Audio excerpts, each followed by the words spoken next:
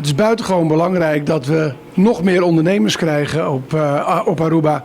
Want het helpt ook om de economie nog sterker te maken. Het zorgt voor werkgelegenheid. En bovendien wat deze ondernemer ook doet, is storage creëren. Zowel koud als ook gewoon regular. En door die koude storage bijvoorbeeld kun je bederfelijke waar inkopen op het moment dat de prijs wat lager is. En weer doorverkopen op het moment dat de prijs ergens anders omhoog dreigt te gaan. En dat helpt er niet alleen bij aan de bestaanszekerheid. Want daarmee blijven de kosten wat lager. Maar het zorgt er ook voor dat de producten dus gewoon meer op het eiland kunnen zijn.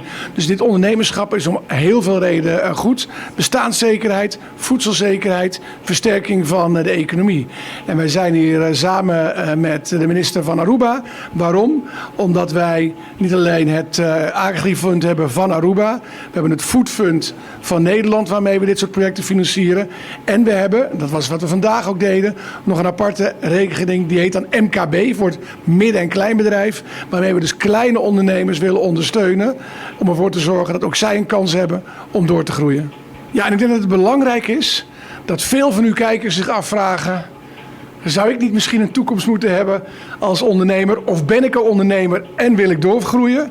Maak dan gebruik van de regelingen die er zijn. Of dat nou het Agri-fund is van Aruba, het Foodfund van Nederland, de MKB-regeling die er is. Kijk ook bij Credits, een organisatie die je echt kan helpen. Want als je een droom hebt om ondernemer te worden, ga er dan ook voor. Als je al ondernemer bent en je hebt een droom om door te groeien, pak die kans. Nós estamos junto com o Staatssecretaris na Vapor Trading para entregar cheque junto com credits de uso de MKB-regeling.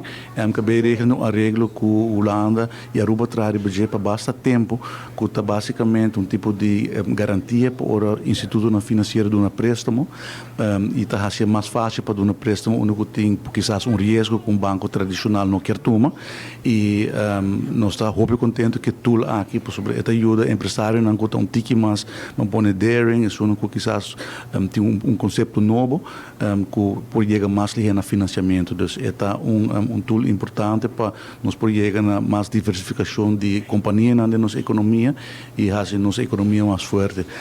E é mostra também com Holanda, que Aruba está trabalhando junto para estimular empresários no local, com tool financeiro que não mistério. Dus contento de portar ela presente para entregar junto com os staatssecretários van de Burg e com criados o primeiro cheque na Vapor Trading, de assim tem mais que tem preparação e de forma que junto nós está aqui atrás para fortificar nossa economia.